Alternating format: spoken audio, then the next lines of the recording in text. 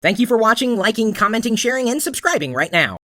Hello world, I'm Nolan Tansman, and this is the Locker Gnome Daily Report, or TLDR for short, your daily dose of geek news, gadget views, and answers that you can use. Like an answer to the question, who won this webcam? And a half-hour face-to-face GoToMeeting with me? And I'm proud to tell you that the Locker Gnome Daily Report is brought to you by GoToMeeting with HD Faces, the powerfully simple way to meet online from anywhere. With GoToMeeting by Citrix, you can share the same screen to collaborate in real time, and you just turn on your webcam to see everyone face to face. You can launch or join a meeting using your computer, smartphone, or tablet. I used GoToMeeting early today to talk to a local agency about what it's like to work with people like me. And it was a lot of fun, and I didn't have to drive across town. I just did it here right in front of my computer. You can try GoToMeeting free for 30 days. Visit GoToMeeting.com, click the Try It Free button, and use the promo code Pirillo. Thank you to everyone who tweeted what they would like to talk about in our GoToMeeting, and I'm pleased to announce the winner of this brand new Logitech B525 HD webcam, and that is Rene Aravallo. Rene tweeted with the qualifying hashtags that he would like it to be more of an interview with Chris format. And I think what's interesting about that is maybe we could have you ask the questions that Rene can ask me in the GoToMeeting interview that we do with him. So congratulations, Rene. I'll be contacting you on Twitter to schedule our 30-minute GoToMeeting that'll be shared with everybody in this YouTube channel. And remember, you out there can still try GoToMeeting for free today. So what questions would you ask me if you were to interview me? That's what we have to pass along to Rene. Come on, it's all about community here. Do you not get that? I hope you also realize that we gave away a Nest Learning thermostat earlier today, thanks to Modis. Facebook.com/MODIS if you want to participate in next week's series of giveaways, starting with a BERG little printer, which you can barely see over here because it's plugged in. I've got one. Right? Remember the unboxing that I did of the BERG little printer? See the annotation right here? Look at that annotation. You can click it. Unless, of course, you're on mobile and you can't see the annotation. Then on Tuesday, John Redinger is giving away an AR drone. I'm so jealous because I can't qualify for that. Then on Wednesday, I'm giving away a Sonos Play 3 and Bridge. On Thursday, John is giving away a Galaxy 16.4 megapixel digital camera if you always wanted to have an Android camera. And then on Friday, the grand prize is that Lego Death Star. Sorry, I mean this Lego Death Star, which even if you don't want to build it, can help you build muscle. Who knew so many tiny bricks could be so heavy? Oh, and it's been a few days since I last bragged that I have a Mr. Gold. And trust me, in 5 years' time, this will be worth way more than your current smartphone. We all have to collect something, other than dust. Did you know you could jailbreak your Apple TV? I believe Reza Malieri ended up posting a video about that in this very channel a long time ago. And we have a product you could use on your jailbroken Apple TV. It's something called ATV Flash. And you can get it for 33% off today at deals.lockergnome.com. So if you didn't want an Apple TV because you didn't like the software, this may be an option for you. Who am I to say what you can and cannot do with your hardware? I mean, you bought it. Don't you have the right to do whatever you want to with it, so long as it can be done? I don't know. It's just an entire gray area for me. I go back and forth on it all the time. Although I can tell you, I've never jailbroken a device. But I know many of you have, and I won't pass judgment. At least, not today. I'm in a good mood. Although you gotta understand, I've been a bit stressed out. I've got Vlogger Fair coming up next Friday, the day that we're giving away the Lego Death Star. You guys have been paying attention to my social feeds for a while. I don't know if you're going to be in the Seattle area. I'm happy that it's happening next week, but it's getting to be crunch time for me. Oh, and by the way, I have to thank you again for helping power the Indiegogo campaign for it. In just a few days' time, this community, you, have raised over $7,000. We're almost, halfway to our $15,000 goal, so we can do a live stream at Vlogger Fair and make sure it's successful. And the reason why is because I want to do more than one Vlogger Fair and potentially do other Vlogger Fairs around the world. So would you like me to bring Vlogger Fair to where you live? We hope to have fun at this first one, and I gotta make sure I don't lose my shirt in the process. Thanks again to everybody who's contributed, and even if you haven't, thank you anyway. Are you still hung up on the idea of having to collect something to call yourself a geek or a nerd? What about collecting the most useful custom keychains? We've posted this series on LockerGnome.com. Look, it's a corkscrew bottle opener keychain and a mini keychain breathalyzer, which would go along very well with the corkscrew keychain. There's also the multifunction pocket tool, huh? Yeah, right? You know what I'm saying? And then the LE 8GB metal key USB flash drive. You could use it in flash. You know, you always need it when you don't have it. So you might as well have it right there in your pocket on your keychain. Then there's also custom keychains like Clippy. Let's see here. Maybe I need a stronger prescription. Oh, wait, no, I can zoom in. I'm using an iPad. It's a carabiner! Not to be confused with a carabini, which sits on your head and has a propeller on top. Did you all even know there's a Swap Nova mobile phone keychain? That thing's a mobile phone. What's the most creative keychain you've ever found? Come on, we all have keychains. I know I'm not the only one. Little bit of trivia for you. My keychain does not have a Lego minifig on it. I know, you're shocked. It's because I generally don't like too many stabby things in my pocket. You know, I've been thinking of something that might make hot sauce better. Bacon! And would you look at that? Bacon hot sauce is available on Amazon. Serving size 1 teaspoon? They don't know me very well. Have you ever wanted to learn how to design a solar-powered computing device? We've got a free guide for you.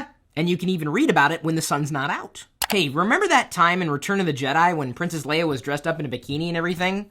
I think I have Diana convinced to do that this Halloween. She said maybe, but only if I go as Jabba the Hutt. So I got on Amazon again and found an inflatable Jabba the Hutt costume. You're welcome. I wonder if people who speak Spanish call it I am sauce. I mean, soy sauce. Soy in Spanish is I am. And it could also be poured out of an R2-D2. It's an R2-D2 soy sauce container. Also available on Amazon. Is there anything Amazon doesn't carry? I'd say that it can't carry a tune, but it does, because you can put your MP3s on it and they sell music. Good news for some of us. Mac Pro retail supplies are drying up ahead of WWDC. Are we finally going to get a new Mac Pro? I'm telling you, mine has lasted over 5 years. It's a champ. Justice Department tries to force Google to hand over user data. You gotta be careful anymore, especially when you're searching. You may think it's innocuous, but you never know when something might come back and bite you in the ASCII, or bite you in the Unicode. Nah, if you don't know the definition, you can always Google it, although that data may come back and bite you in the... This is just becoming recursive. Which, by the way, reminds me, search for the word recursion on YouTube. I mean, on Google. Acer's $400 PC will run Android and pack Intel's Haswell chip. That's right, Intel's really gonna start powering Android devices. And if I was Microsoft, I'd be a little frightened about that. It's not that Android could replace Windows outright, it's just that it's a viable option for a lot of user needs today. And I am not trying to compare Android against Windows. Although, for some strange reason, Microsoft has seen fit to launch a site comparing Windows 8 tablets against iPads. I realize Windows 8 tablets have their place. I happen to like my Surface Pro. Don't compare yourself to the competition if there's a chance of giving that competition more credibility than you want them to have, than they already have in the marketplace. And Microsoft's still trying to win over Surface RT users. They're now offering a free cover with Surface RT purchases. But I still don't think I could recommend a Surface RT. Certainly not over a Surface Pro, despite the price difference. The Surface Pro is just a better PC. It's not that the hardware sucks, it's the software. Windows RT is really immature. Asus will release a 4K 30.5-inch monitor in the US this June? You know how long it's been since I last upgraded these puppies? 4K all the way, 4K all the way. Business Insider thinks they know what Elon Musk's Hyperloop is and how it can get you from LA to San Francisco in 30 minutes. It could be based on research released back in the 70s, the 1970s. It was a long time ago. I don't even think I was born yet. No, I was born in the early... Anyway, it's called the VHST, this research that was released, or the Very High Speed Transit System.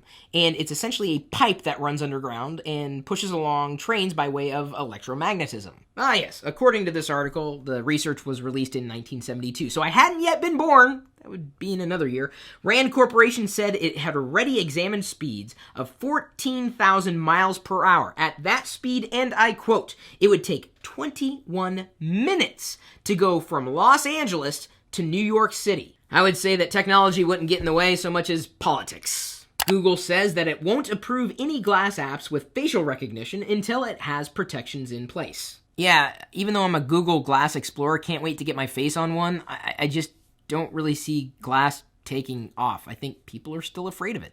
Maybe not you, maybe not me, but other people. And we got to interact with other people when we leave our houses. Our question of the day is brought to you by GoDaddy. If you want to save money on your next purchase, just email me first, chris@pirillo.com. I'll send you my latest list of coupons. By way of LockerGnome.net, Solid Safety 2 asks, what is the best way to get over 1,000 people to subscribe to your YouTube channel? Think about how you discover videos on YouTube. You use search. So you should probably be creating content that you understand and you can explain or, do videos about that people might be searching for. The thing to keep in mind is that the more competitive a search term is, the less likely it's going to be that your video is going to come out on top. Or think about your engagement on other networks. Are you involved in any kind of community? Do you share your stuff there? You gotta find people outside of YouTube to bring people inside to YouTube. Or a shortcut to increasing your community engagement is to do collaborative videos with other vloggers. And I tell you, that's the number one reason I created Vlogger Fair. For you, because it would be easier to get into the same physical space and record videos together. I guarantee a ton of video will be created at the Vlogger Fair event. That's the idea, because you're going to connect with people you don't know yet, and maybe you're connecting with people you do know, but you've never done a video together. Well, if you do a video with someone who has a larger audience than you, the chances of that audience or some of that audience seeing you and potentially subscribing to you are pretty good. Now, even if you collaborate with someone who has a smaller audience with you, understand it's not about audience size.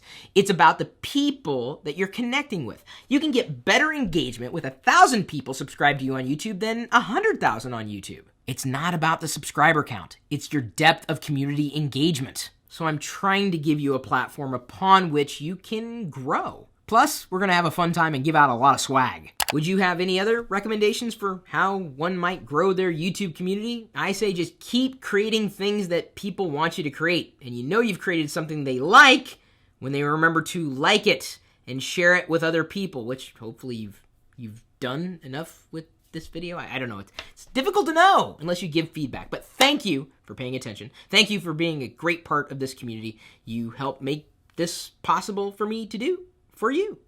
We'll see you later.